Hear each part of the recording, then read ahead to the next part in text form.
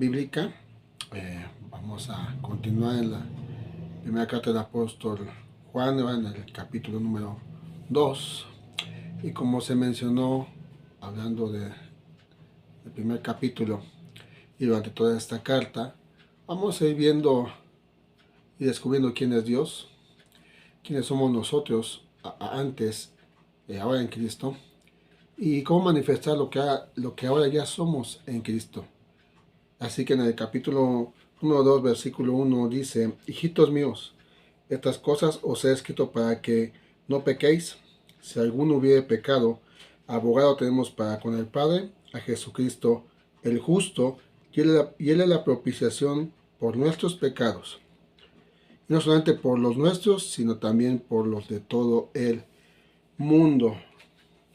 Juan tiene un lenguaje muy hermoso para la iglesia, llamándolos hijitos.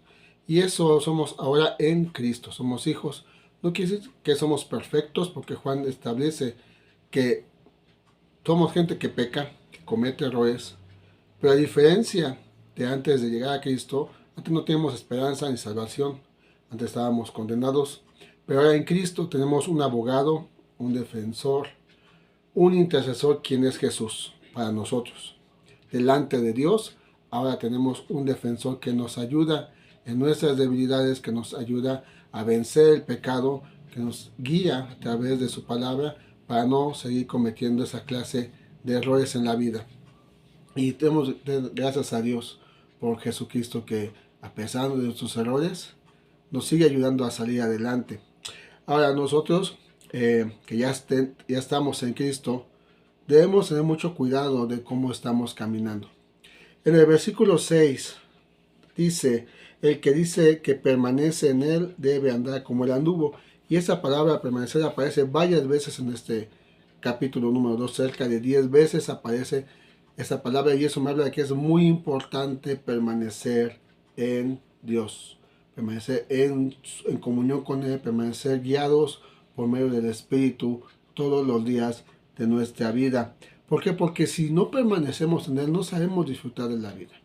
La vida va más allá de todo lo material y terrenal que podemos soñar. La vida en sí consiste en disfrutar esto, preparándonos para lo eterno, para encontrarnos con nuestro Señor. Y a mí me surge una pregunta: ¿cómo me doy cuenta de que ya no permanezco en Cristo? Y la misma Biblia nos da respuesta de cómo reconocer cuando ya no estamos caminando o permaneciendo en el plan de Dios. Versículo 3 dice: y en esto sabemos que nosotros le conocemos y guardamos sus mandamientos. Cuando dejo de obedecer la palabra de Dios por cumplir mis caprichos o seguir mis propios ideales, sin consultar a Dios, sin buscar el plan de Dios, quiere decir que ya no estoy permaneciendo en Él. No estoy hablando de perder ahorita, pero puede ser que cuando dejo a un lado la obediencia a la palabra de Dios, al consejo de Dios, quiere decir que mi corazón, mis pensamientos están desviando del propósito de Dios. El versículo 9 dice: el que dice que está en luz y aborrece a su hermano está todavía en tinieblas. Cuando dejamos que el rencor, cuando dejamos que el resentimiento o el odio gobierne nuestra vida, aún estando dentro de una iglesia, no permanecemos en Cristo. Tenemos que permitir que sea Dios quien sane nuestras heridas y nos ayude a disfrutar del caminar con Él, olvidando las heridas. Sí, muchos hemos sido heridos y a muchos hemos herido, pero debemos reconocer que solamente es Dios que nos va a ayudar a caminar en sanidad, o ser sanos espiritualmente, y en santidad que debemos reflejarle a todo el mundo.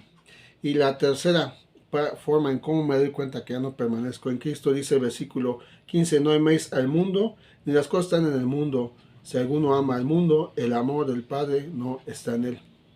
Y es cuando permitimos que todo lo que nos rodea domine nuestro corazón.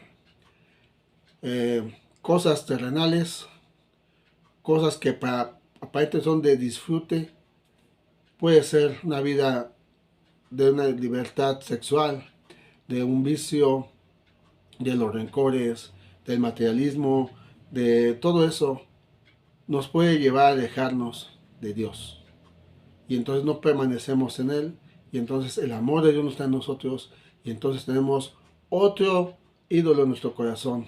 Y recuerda que Dios no comparte su vida con nadie.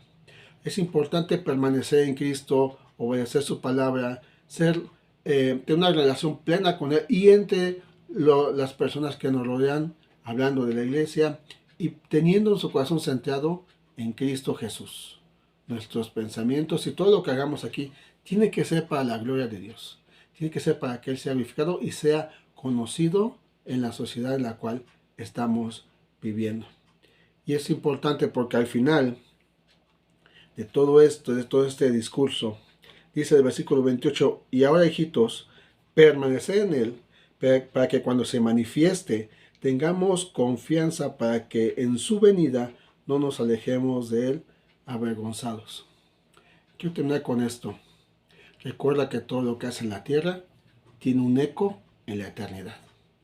Así que te invito a que medites bien cómo están tus pasos, meditemos bien cómo están nuestros pasos, meditemos bien cómo está nuestro corazón hacia las personas que nos han lastimado y permitamos que sea Dios quien gobierne nuestras vidas. Y si hemos cometido pecado, acerquémonos confiadamente a Él, porque Él es amplio para perdonar. Así que esta fue la reflexión de este día. Que Dios les bendiga y nos vemos en la próxima.